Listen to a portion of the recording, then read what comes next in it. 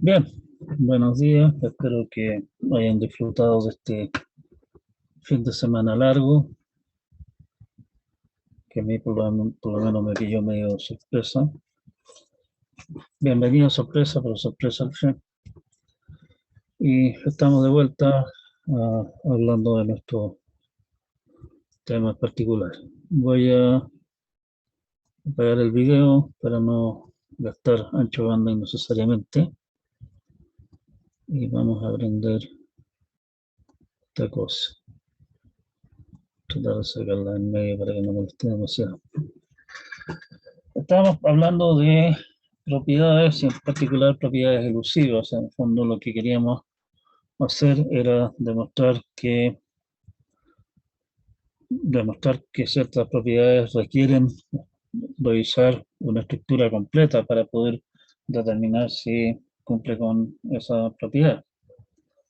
Y vimos que la propiedad de tener un 1 en una palabra de ceros y unos es una propiedad elusiva. Y vimos también que tener otros patrones, por ejemplo el patrón 01, que es como lo siguiente más simple que a uno se le ocurre, no es elusivo. O sea, es posible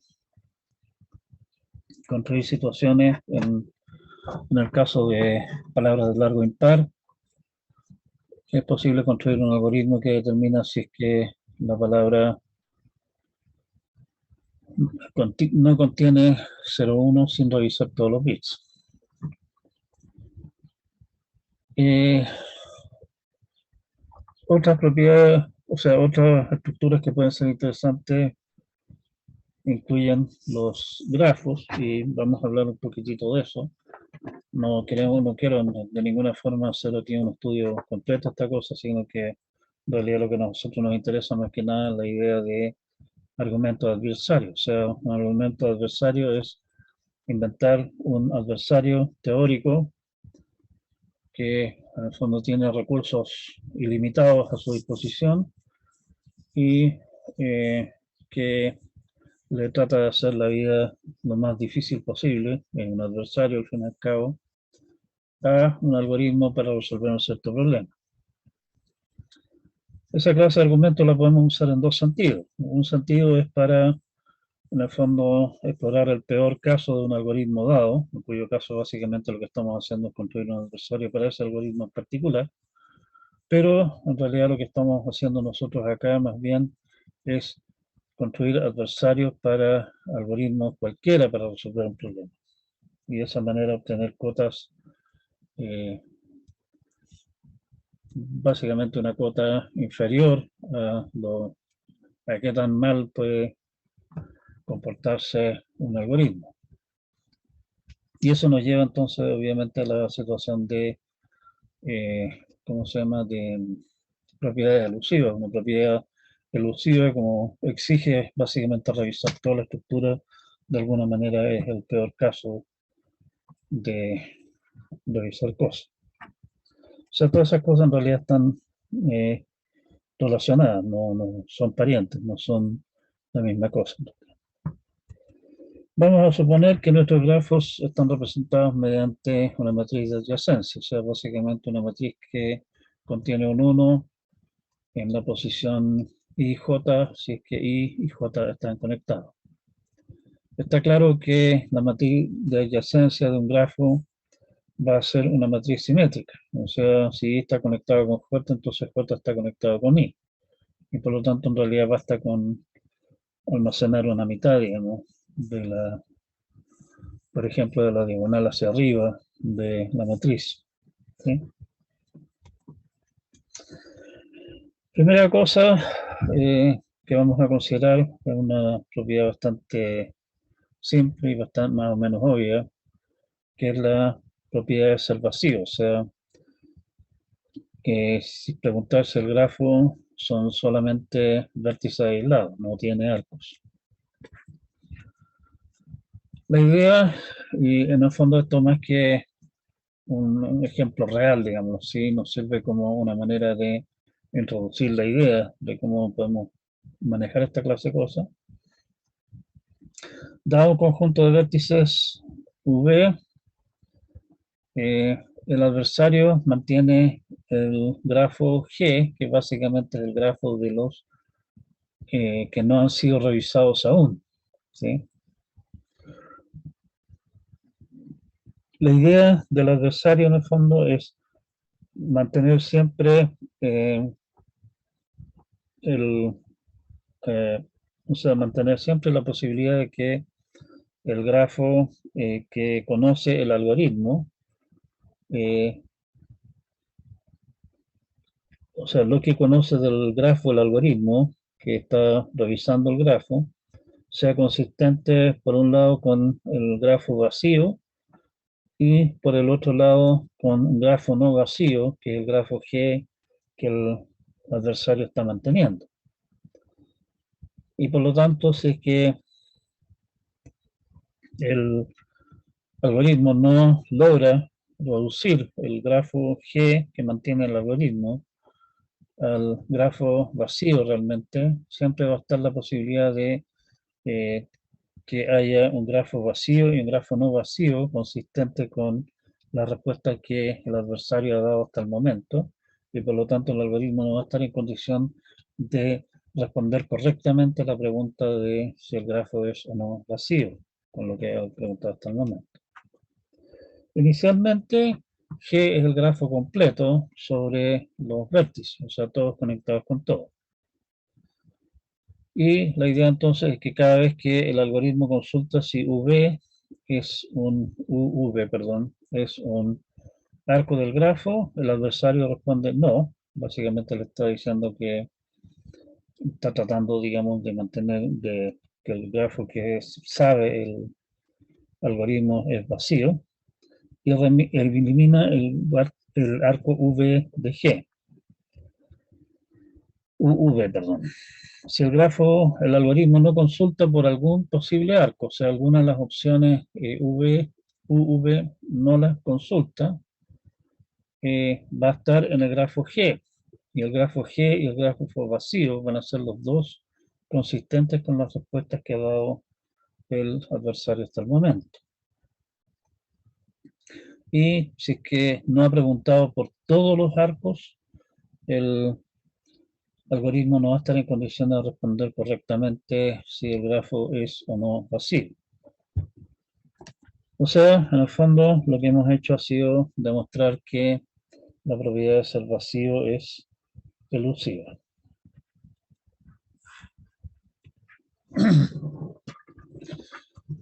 Otra pregunta más o menos obvia es, oiga, aquí tengo un grafo, este grafo es conexo.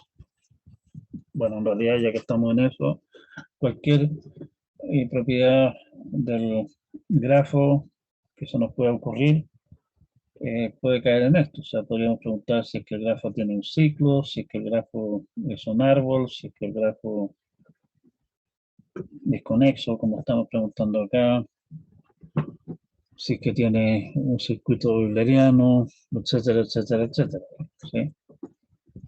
En este caso, para ejemplo, vamos a fijarnos en el tema de si nuestro grafo es conexo. Vamos entonces. Nuevamente la idea, como ya lo estábamos mostrando en la situación anterior, la idea es que nuestro adversario mantiene dos grafos, de los que vamos a llamar S y T, con la idea de que S es los arcos que el algoritmo sabe, por los que ha preguntado, y nosotros le dijimos si este arco pertenece al grafo, y el grafo T de tal vez son arcos que podrían o no pertenecer al grafo está, eh, que está armando, digamos, a las espaldas del algoritmo nuestro adversario. El grafo S es en el fondo aquellos arcos por los cuales contiene los arcos que el algoritmo ha consultado y le hemos dicho si este arco pertenece al grafo, y el grafo T además contiene arcos que aún no se han consultado, ¿sí?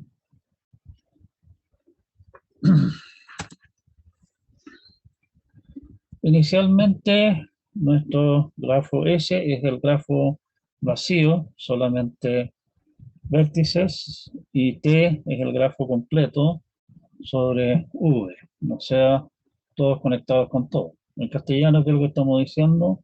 Inicialmente lo que sabe el algoritmo, lo que ha consultado es nada, no tiene idea de qué está conectado con qué, y podrían ser parte del grafo todos los arcos posibles. Vamos a suponer, lo cual es más o menos lógico, eh, y si es que no lo fuera, o sea, es más o menos lógico por razones de que estamos tratando de hacer un algoritmo eficiente por un lado, y por el otro lado, en realidad, no es demasiado complicado modificar un algoritmo de tal manera de, antes de hacer una consulta sobre un cierto arco, preguntarse que ya se ha preguntado sobre eso y no volver a preguntar. Así que vamos a suponer que nuestro algoritmo no hace consultas redundantes. O sea, si el algoritmo consulta sobre el arco E, es que no ha consultado antes sobre ese arco. O sea, no le han dicho hasta el momento si este arco pertenece, o no le hemos dicho, no le han dicho no, este arco no pertenece. Vale decir que E pertenece al conjunto de arcos de T menos los arcos de S, ¿sí? En el fondo, aquí estamos en realidad abusando de la notación. T y S no son conjuntos, así que restar conjuntos no tiene mucho sentido, pero a lo que nos estamos refiriendo aquí es al grafo que tiene los mismos vértices que T y S, tiene los mismos vértices, claro, y la diferencia entre los arcos. Para ocultar conectividad usamos el siguiente algoritmo muy sencillo, ¿sí? Como decíamos, nuestro eh, adversario mantiene dos grafos, el grafo S y el grafo T. Esto tampoco no es estrictamente correcto, digamos, estamos hablando de todos los conjuntos de pares de vértices, ¿sí? En realidad, tal vez esto hay que anotarlo en forma un poquito mejor.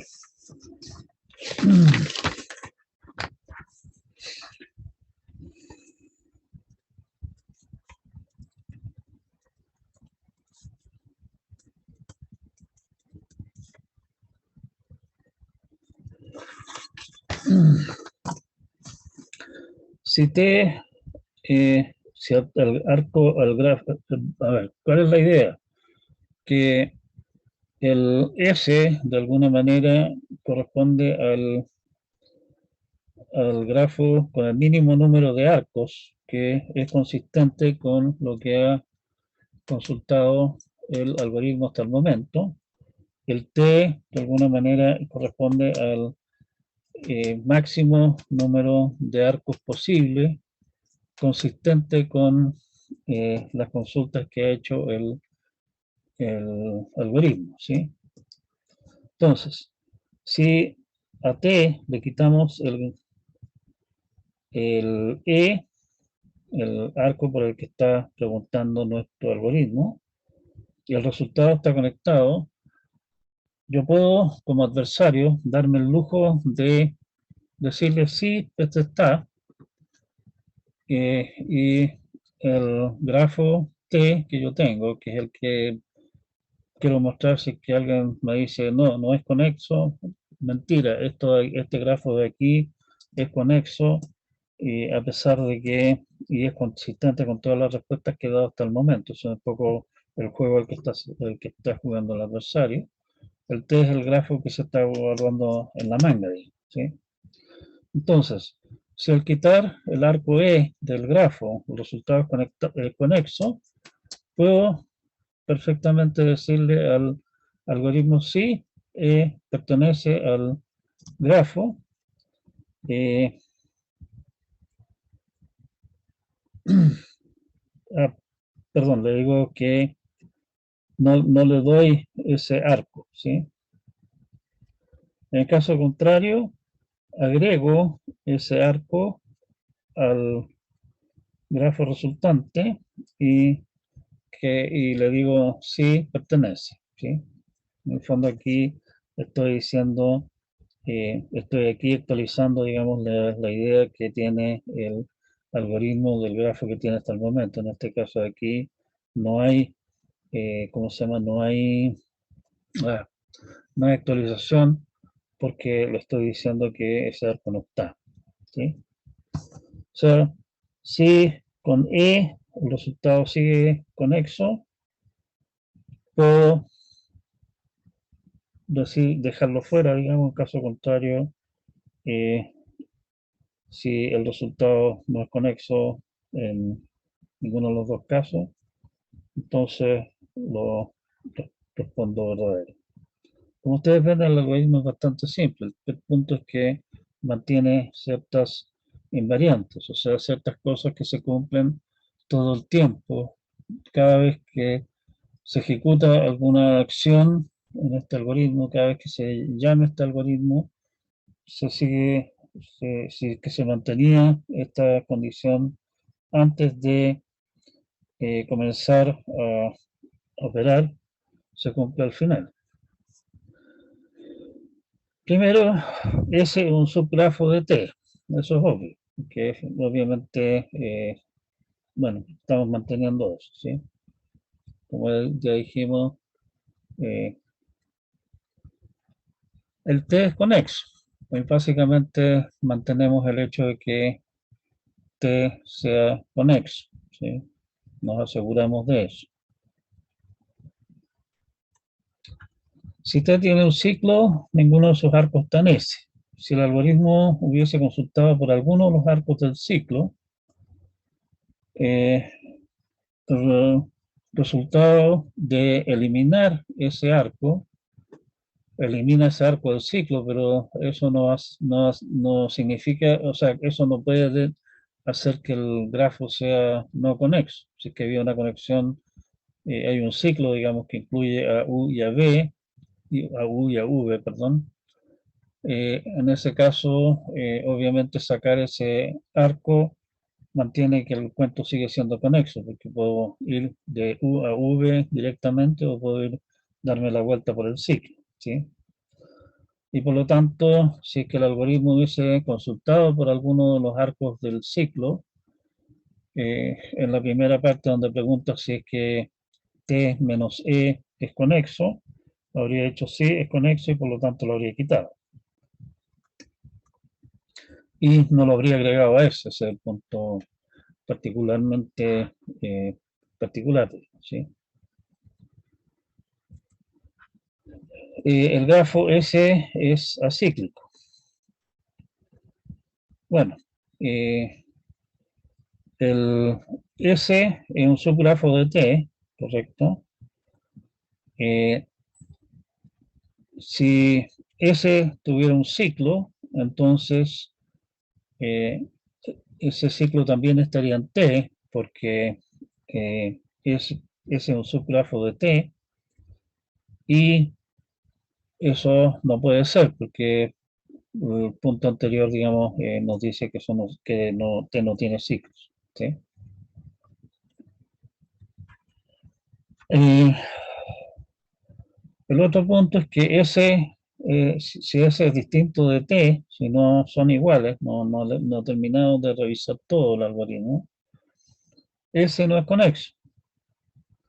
Sabemos que los grafos conexos que son acíclicos son árboles, ¿sí? Sí. Supongamos que S es un árbol y E es un arco en T, pero que no está en S. Como T, como S es un árbol, significa que agregarle un arco cualquiera lo hace que tenga un ciclo. Y ese ciclo también estaría en T, pero dijimos que si T tiene un ciclo, entonces no puede estar ninguno de los arcos en S. ¿Sí? O sea, eso no puede ser. Concluimos que si el algoritmo no revisa todos los arcos, el grafo que sabe el algoritmo, digamos, la parte del grafo que sabe el algoritmo que está revisando, que es ese, es distinto del grafo T.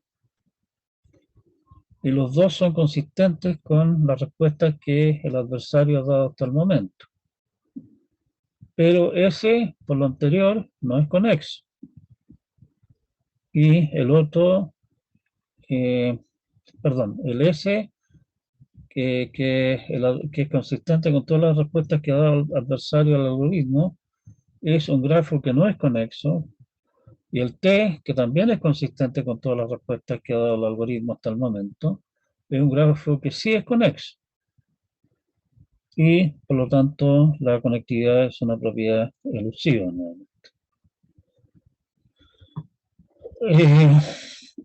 Aquí, como resumen de este chamullo de acá, digamos, el manejo claramente es bastante más delicado, el razonamiento bastante más complejo también. El punto importante de este cuento es que podemos llegar a analizar esta clase en un adversario para ver qué es lo que está haciendo, digamos, básicamente por invariantes, como en este caso particular, y de esa manera llegar a concluir, digamos, que propiedades que se cumplen al comienzo de ejecutar varias veces nuestro algoritmo se cumplen también al final. ¿Sí? Máximo y mínimo. Perdón. Supongamos que tenemos n elementos. Es obvio que con n-1 comparaciones podemos obtener el máximo, porque básicamente tenemos que comparar elementos, digamos, y si hacemos menos de n-1 comparaciones va a quedar menos algún elemento que no he comparado con nadie, y por lo tanto podría ser el máximo o no, no tengo idea. Así que voy a tener que hacer n-1 comparaciones. Sacando el máximo elemento del medio, yo puedo obtener el mínimo, en n-2 comparaciones adicionales, pero estoy comparando entre sí n-1 elementos ahora. Con lo cual, tengo un total de 2n-3 comparaciones para identificar tanto el máximo como el mínimo. Pregunta indiscreta es si se puede hacer mejor. Una idea mejor resulta de dividir en pares. Comparar los pares y dejar los menores en un conjunto, llamémosle L, de low, y los mayores en el conjunto H, de high. Si hay un número impar de elementos, para salir del paso, agreguemos el elemento impar, digamos, final, a los dos, tanto los chicos como los grandes. Resulta en ese caso entonces que el tamaño de L, la cardinalidad de N, perdón, es igual a la cardinalidad de H, que es igual a N medios, techo. ¿Sí? Y hacer todo ese trabajo, digamos, de clasificar en L y H, estamos comparando piso de N medios, estamos haciendo piso de N medios comparaciones, porque estamos comparando las dos mitades, en el fondo. ¿Sí? Obtenemos entonces el mínimo de L con cardinalidad de L menos 1 comparaciones. Estamos buscando cuál es el más chico de los chicos y por el otro lado buscamos cuál es el más grande de los grandes, que lo obtenemos con cardinalidad H menos 1 comparaciones, con la idea obvia que habíamos planteado nosotros antes. Lo que nos da un total de piso de n medios más techo de n medios menos 1, más techo de n medios menos 1, y si se dan la lata de simplificar todos sus pisos y techos, digamos, resulta techo de 3 n medios menos 2 comparaciones. Entonces. O sea, nos estamos ahorrando aproximadamente n medios comparaciones al hacer las cosas de esta manera. ¿Sí?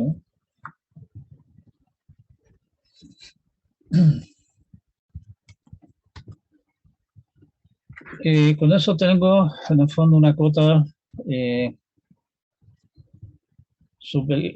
tengo una cota superior al número de comparaciones necesarias para hacer el trabajo. O sea, este es el mínimo número de comparaciones que hace un algoritmo que conocemos y por lo tanto, si me preguntan cuál es el mínimo número de comparaciones que se requiere para hacer esta pega, yo puedo decir, mira, aquí tengo un algoritmo que me hace techo de 3 n medios menos 2 comparaciones, así que ningún algoritmo necesita realmente hacer más que esto. ¿Sí? La pregunta en realidad que a nosotros nos interesa también, queremos saber si es que nuestro algoritmo es óptimo al final del día, es si podemos obtener una cuota inferior. ¿Cuánto es el número de comparaciones que es necesario hacer para poder identificar correctamente máximo y mínimo? Y nuevamente para eso, para esa clase de situaciones precisamente que se han inventado los argumentos de adversario. La idea es que nuestro adversario en este caso mantiene marcas en los elementos, marca un elemento, lo mantiene marcado con un más si es que consistente con las respuestas que ha dado hasta el momento, ese elemento podría ser el máximo y lo tiene marcado con menos si es que ese elemento consistente con las respuestas que se han dado hasta el momento podría ser el mínimo. Inicialmente, todos los elementos llevan marcas más y menos, o sea, no tengo idea, nuestro algoritmo, en el fondo, al cual estamos haciendo adversario, no sabe nada de ninguna cosa y cualquiera de los elementos podría ser el máximo, cualquiera podría ser el mínimo. Y eso hace un total de 2n marcas. Si es que el algoritmo es correcto, entrega la respuesta correcta en todos los casos, al final de todo el trabajo puede quedar exactamente una marca más. Hay un elemento que podría ser el máximo, y por lo tanto ese elemento es el máximo, y un elemento que podría ser el mínimo, o sea, ese elemento es el mínimo. Si quedaran más marcas, quiere decir que hay varias respuestas posibles, hay varios posibles máximos, varios posibles mínimos, y el algoritmo no ha hecho su pega correctamente. Bien, si nosotros comparamos dos elementos que están marcados con más y menos, el adversario puede elegir cualquiera de los dos y declarar que ese es mayor que el otro. Bueno, y si dice que ese es mayor que el otro, ese claramente no puede ser el mínimo, por lo tanto le borra la marca menos. Y al otro lo declara como menor, y como es menor que el anterior no puede ser el máximo, le borra la marca más. ¿Sí? En todos los otros casos, el adversario puede responder de manera de eliminar a lo más una de las marcas. O sea, si es que se comparan dos elementos que están los dos marcados con más menos, estamos borrando dos marcas. En los otros casos que hay, y aquí les recomiendo que se den una vuelta y revisen un par de casos para ver verificar que no las estamos mintiendo nosotros acá. Siempre se puede responder de manera de borrar solamente una de las marcas. ¿Sí? Por ejemplo, si comparamos un más menos con uno marcado menos, el menos claramente puede ser mínimo y no puede ser el máximo. Y lo que, si yo dijera, oiga, este es menor que el mínimo, estoy dejando el que podía ser mínimo, ya no puede ser el mínimo, y estoy dejando el otro como menor. No sé si me siguen, esto es medio confuso. Digamos que tenemos un elemento A que está marcado más menos y un B marcado menos. Si digo que A es menor que B, en ese caso el A pierde su marca más, ya no puede ser el máximo, y el B pierde su marca menos, porque ya no puede ser el mínimo, y no podía ser el máximo, y con eso estaríamos eliminando dos marcas. Por lo tanto, lo que nos conviene hacer, lo que le conviene en el fondo al adversario, que lo que está tratando de hacer es que borrar el mínimo número de marcas posibles, es declarar que el A, que está marcado más menos, es mayor que el B y queda el A con más y el B con menos. Se perdió una sola marca. ¿Sí?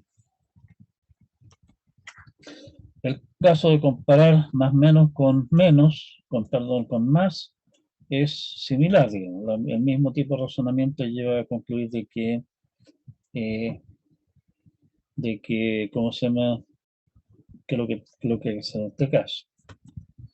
Comparar dos elementos marcados más o dos elementos marcados menos significa que vamos a tener que decretar que uno es mayor que el otro y uno queda entonces como uno pierde la marca más y el otro queda con más o uno pierde la marca menos y el otro queda con menos, ¿sí?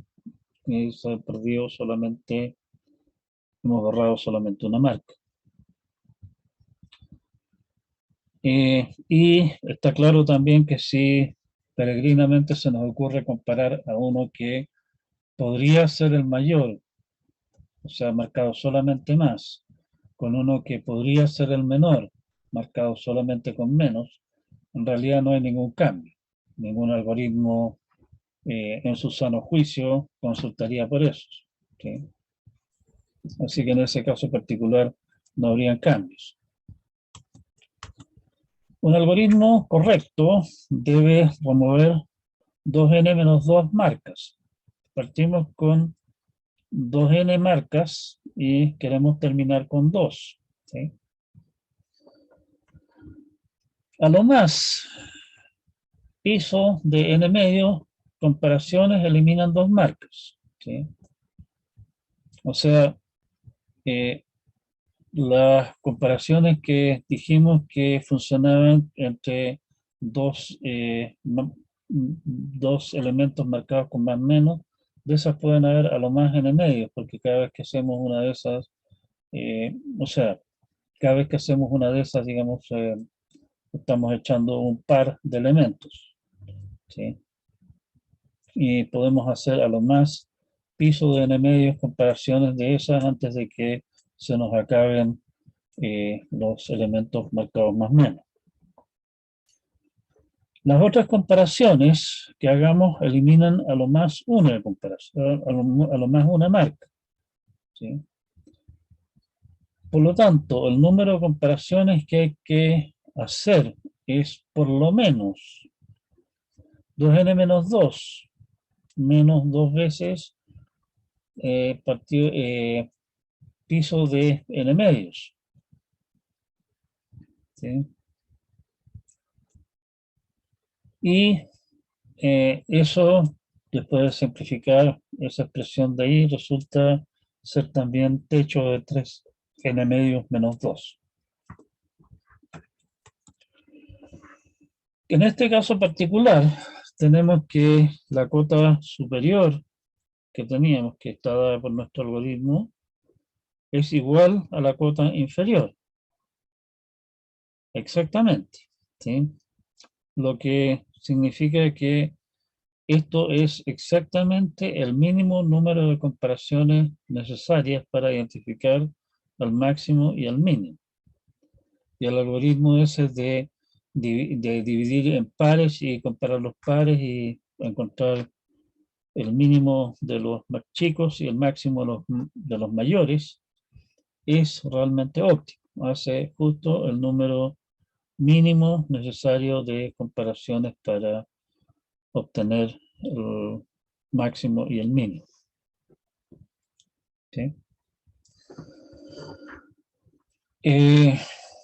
Recuerdo que me preguntaron si había alguna manera de saber si un algoritmo es óptimo o no. Acá tiene una respuesta y para este caso particular. Nótese que incluso para este problema bastante sencillo, el razonamiento para llegar a un algoritmo óptimo es bastante, no es trivial, ¿sí? Las otras cosas que nosotros vimos para básicamente demostrar que ciertas propiedades son elusivas también corresponden a demostrar que el algoritmo relativamente obvio de revisar todas las opciones, todos los arcos del grafo o todos los bits del arreglo de la palabra eh, son óptimos, corresponden precisamente a demostrar que la propiedad que estamos tratando de verificar es una propiedad elusiva. A lo que vamos con esto es que realmente determinar si un algoritmo es óptimo según alguna medida particular en general no es una cosa fácil de ver, digamos, y eh, no hay tampoco, por lo menos que yo sepa, o que se sepa más bien, es bien probable que no exista alguna manera de determinar si un algoritmo es óptimo para alguna situación particular, para algún problema particular. Eh, ya. Hay una cosa sí con la que hay que tener un buen resto de cuidado con esta clase de cosas, que es el hecho de que este algoritmo que nosotros planteamos acá, que esbozamos y que demostramos que es óptimo, demostramos que es óptimo en términos del mínimo número de comparaciones. Eso posiblemente no significa absolutamente nada en la práctica y el algoritmo tonto que ustedes que habíamos esbozado inicialmente es simplemente revisar, buscar el mínimo y buscar el máximo, por la vía simplemente recorrer el arreglo. Probablemente ese algoritmo en términos de alguna otra medida, como por ejemplo tiempo de ejecución o qué sé yo, sea mucho más barato. Y por lo demás, definitivamente es mucho más simple ese algoritmo de simplemente llegar y recorrer el arreglo eh, que el algoritmo más o menos alambicado que tenemos acá. O sea, el hecho de que nosotros hayamos demostrado trabajosamente que nuestro lindo algoritmo es máximamente eficiente en términos de número de comparaciones, posiblemente desde el punto de vista práctico no tenga absolutamente ninguna relevancia, ¿sí? Eso no quiere decir que esto es simplemente un ejercicio de, em, de echarse a perder el día o divertirse, digamos, haciendo ejercicios mentales inútiles, ¿sí? Lo que sí hay que tener en cuenta es qué es lo que está diciendo nuestra teoría. Bien, para resumir lo que estamos hablando, nos queda todavía como media hora de clase, así que vamos a ver un poquitito de otros temas más. Planteamos lo que se conoce como argumentos de adversario, que nos permite obtener cotas para rendimiento de algoritmos y, como dijimos, ya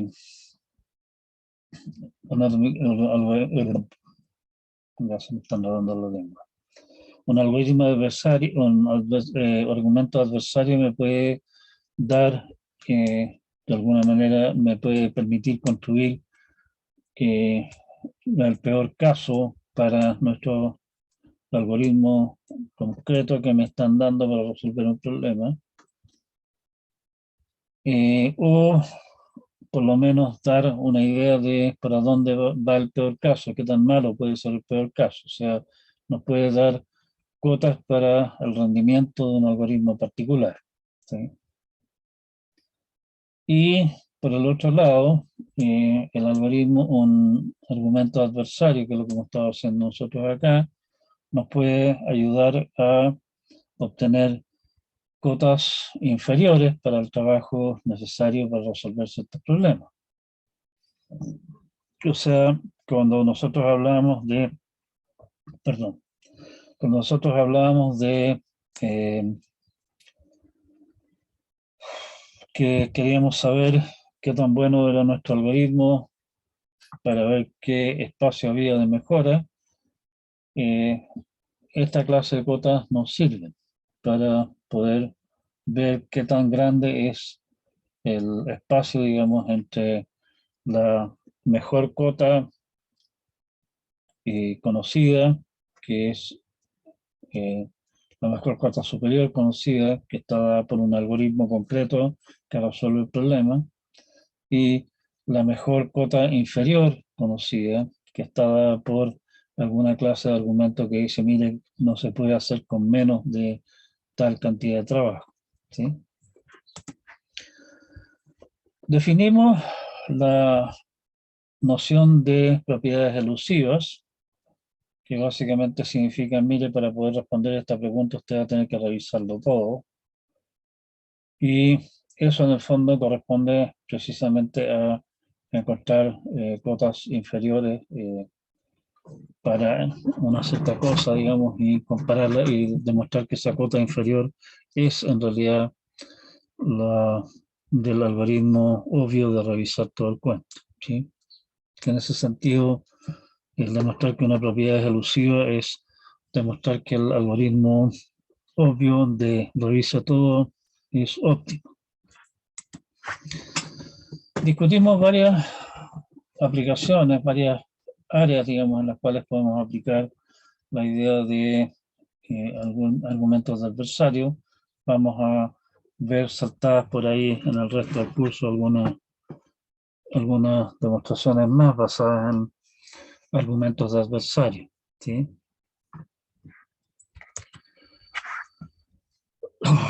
Y uno de los puntos interesantes de este cuento es que para el caso máximo y mínimo hallamos un algoritmo que hace exactamente el trabajo mínimo, es óptimo, en términos de número de comparación. En realidad, para máximo y mínimo y también para máximo y segundo, digamos, también logramos construir un algoritmo que es óptimo.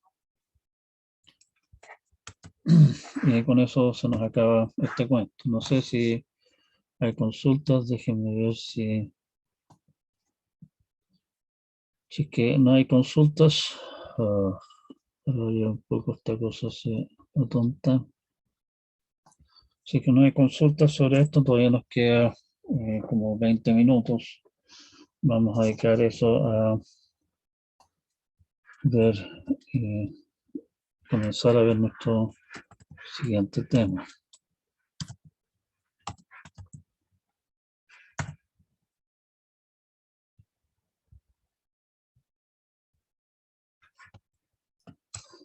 Ya se me confundieron las cosas.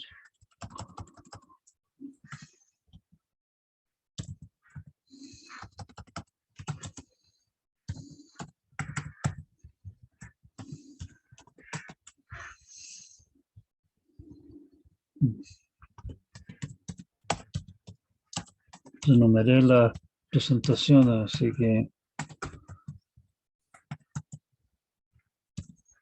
no me he confundido aquí. Ya. Vamos. Veamos entonces el comienzo de lo que se conoce como backtracking. Advertencia para los de estómago débil. Aquí vamos a usar recursividad en forma bastante... no, no es eso lo que yo quiero. Esto.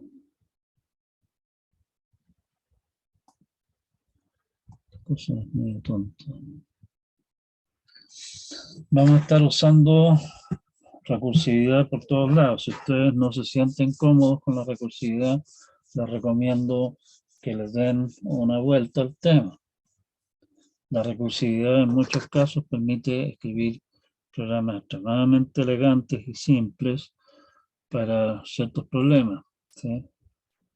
Se pueden escribir, claro, en forma no recursiva esos mismos algoritmos, pero el algoritmo no recursivo típicamente es órdenes de magnitud más complejo de escribir y entender que el algoritmo recursivo.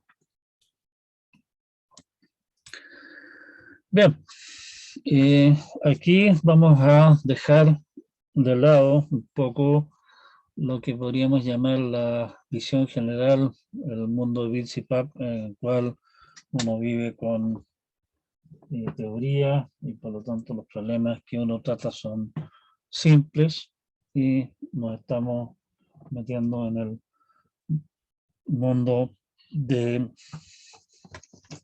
el complicado mundo real.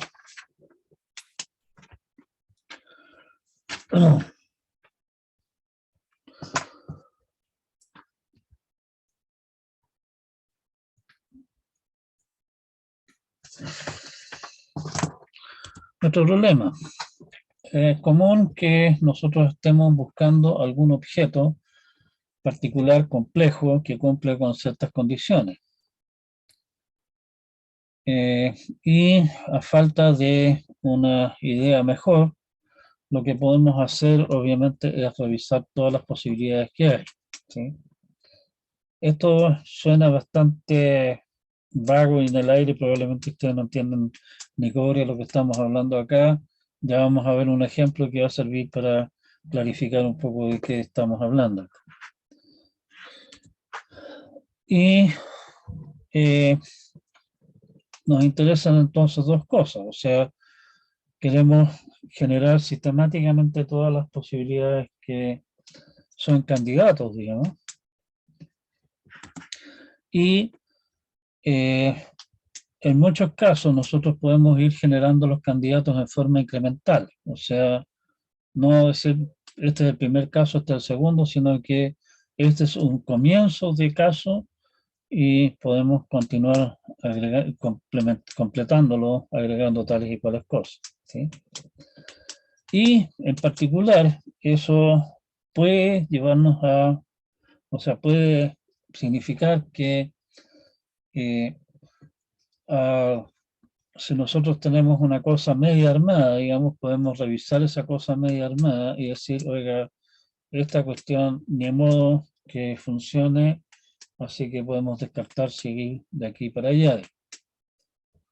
En términos de lo que estábamos hablando antes, si es que la propiedad que estamos tratando de, o sea, estamos tratando de ubicar algún objeto que tenga una cierta propiedad, si es que esa propiedad no es elusiva,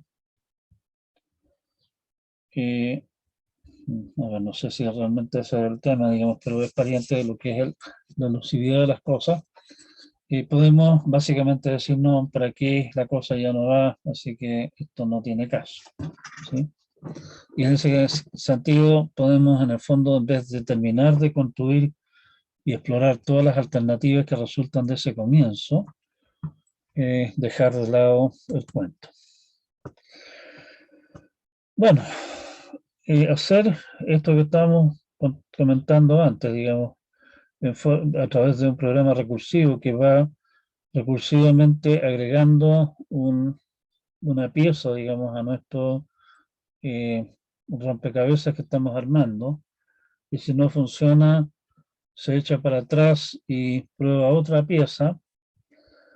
A eso le llaman backtracking en inglés, lo que se podría traducir en castellano, en realidad no tiene una traducción eh, así como precisa, se podría traducir en andar y desandar, o avanzar y retroceder, ¿sí? Avanzamos un paso, si es que con ese paso todavía se ve que podríamos llegar a la meta, y seguimos intentando. Si es que vemos que de allí en algún punto no se puede seguir hacia adelante, nos echamos para atrás a intentar la alternativa siguiente, y si nos quedamos sin alternativas a verificar, ya vimos que eso no servía y nuevamente echamos otro paso para atrás, ¿sí?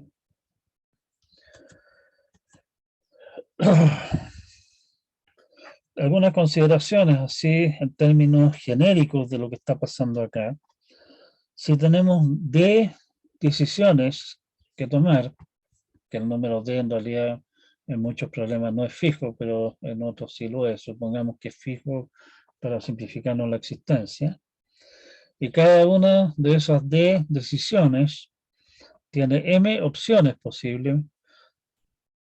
Revisar todas las posibilidades significa revisar M a la D casos, ¿sí? Y eso, incluso para valores relativamente moderados de M, digamos, tenemos situaciones en las cuales tenemos que decidir entre dos alternativas cada una, y tenemos, qué sé yo, no sé, por 32 decisiones que tomar, que es un número chico. Estamos hablando de 4.000 millones, más de 4.000 millones de posibilidades, ¿sí? O sea, es una cantidad ya bastante grande. 2 a la n, o sea, m a la d, digamos, para m mayor que 1, obviamente, crece muy, muy rápidamente. Por lo tanto, algoritmos que realmente simplemente revisan todas las opciones así a lo bruto, para ser prácticos solamente para valores de m muy pequeñitos y d para nada grandes.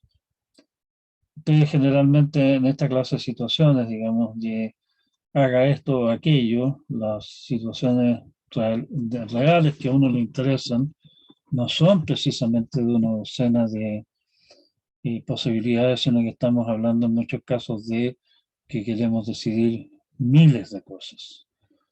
Y 2 a la 1000 definitivamente está fuera de cualquier posibilidad realista de computar nada.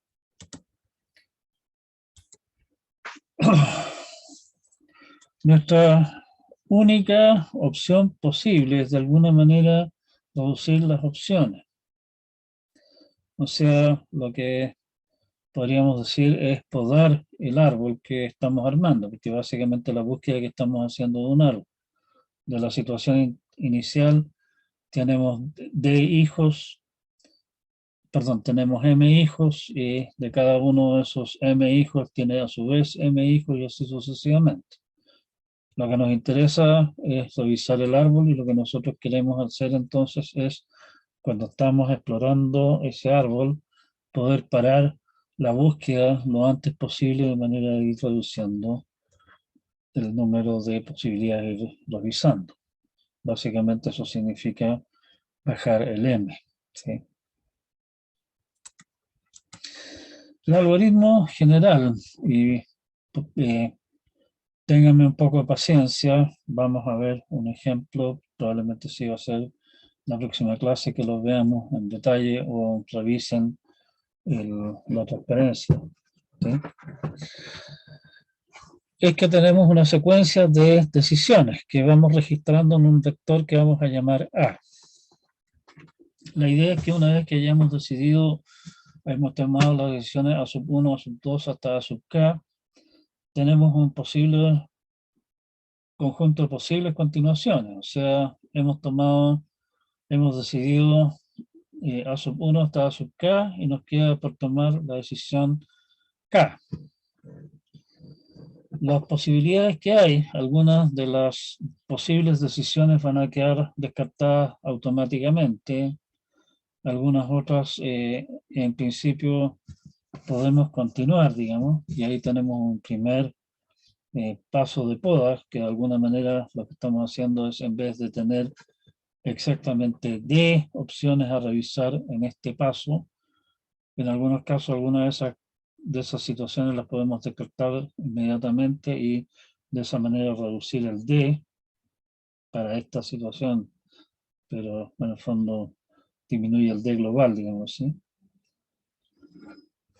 O sea, las posibilidades que hay en este caso de acá van a depender generalmente de las decisiones que se han tomado antes. Vamos entonces a explorar las distintas opciones de S, las distintas decisiones posibles que tenemos, una por una, hasta agotarlas, y en caso de que se nos agoten, bueno, en ese caso nos echamos para atrás, intentamos lo siguiente.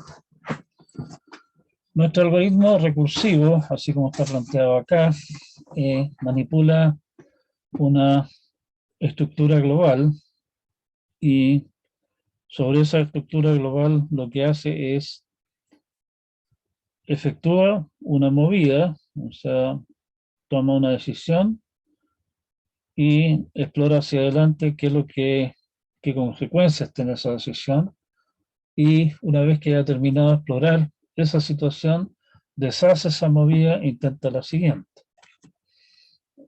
El procedimiento backtrack general es este que está dado acá.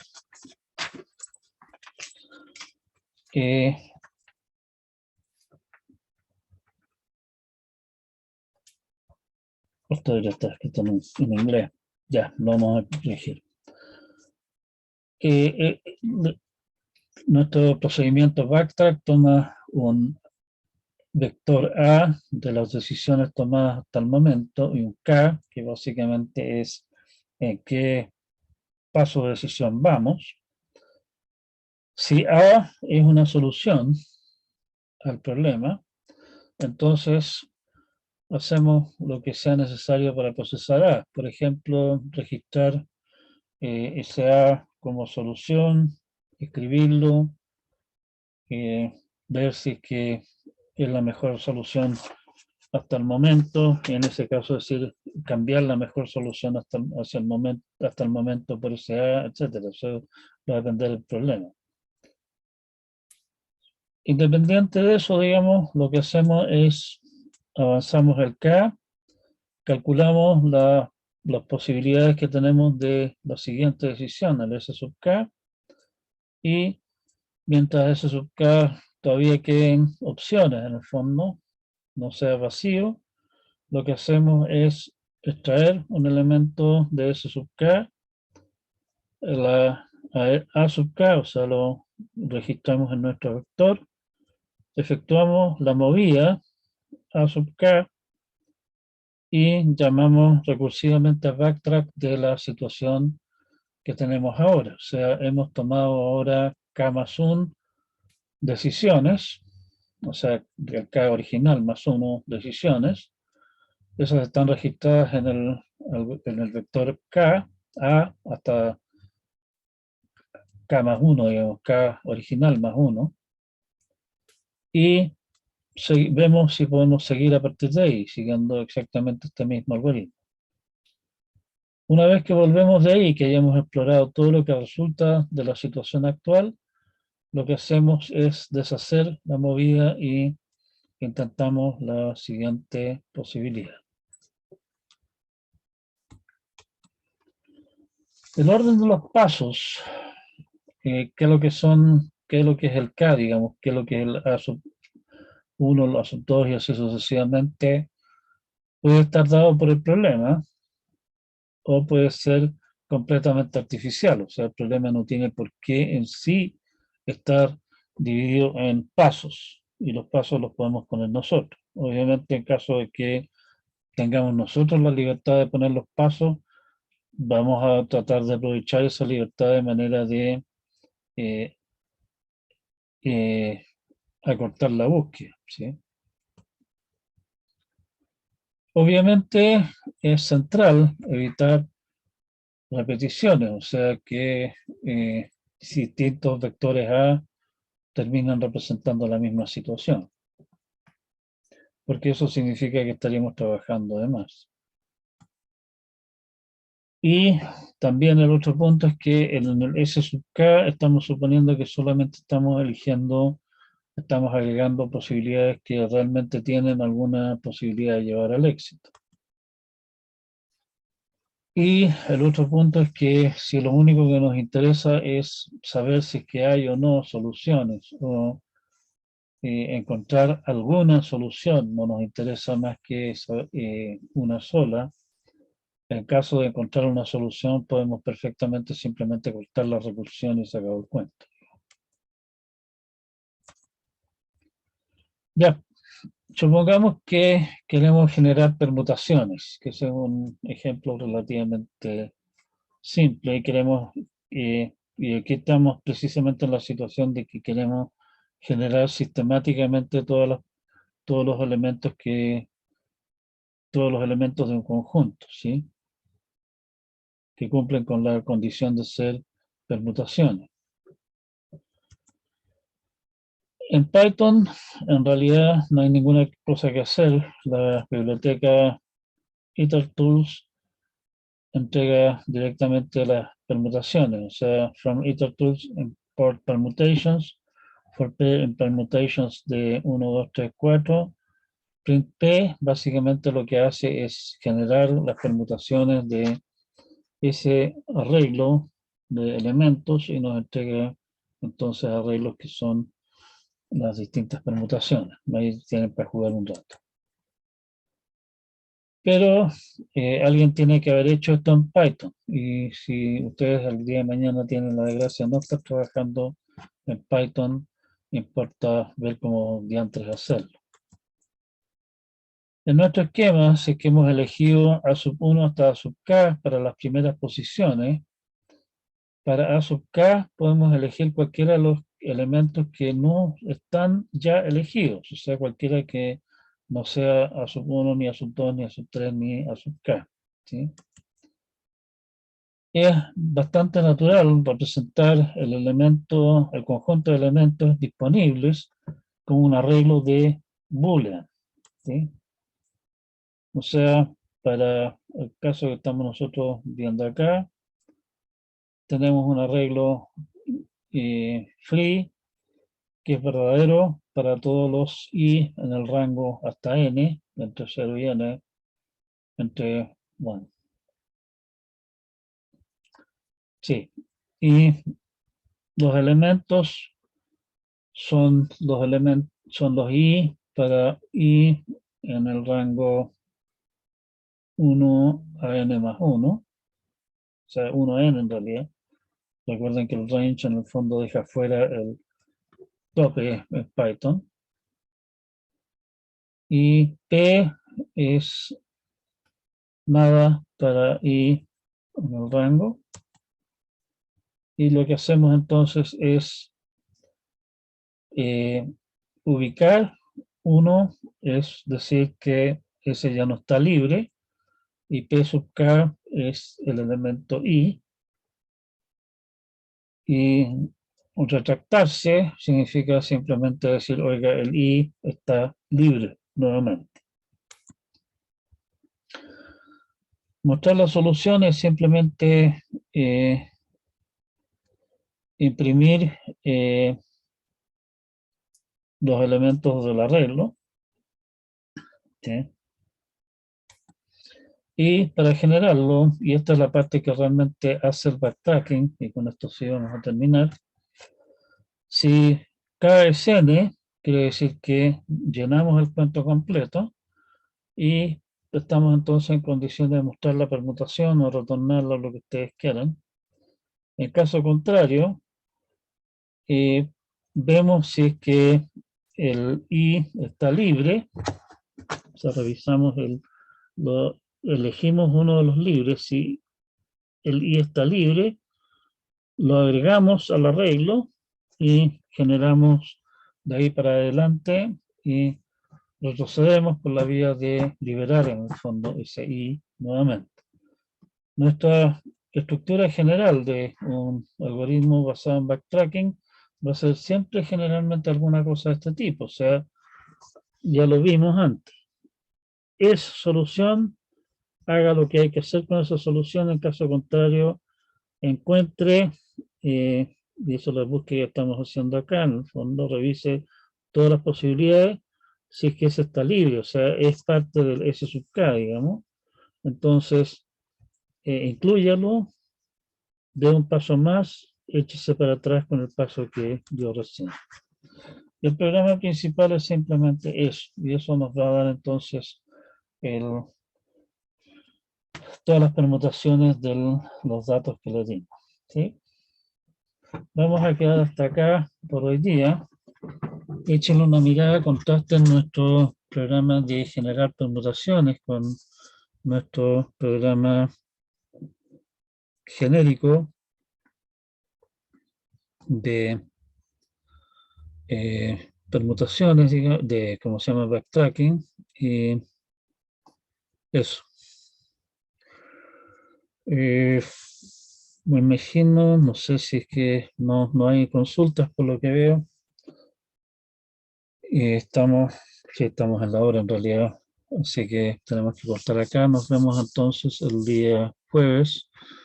Por favor, échenle una revisada a esto que estuvimos hablando acá. Vean también lo último que vimos de básicamente adversarios y algoritmos óptimos.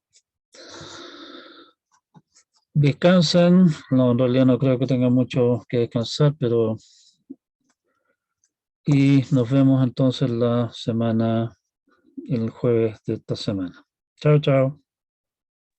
Chao, profe, nos vemos.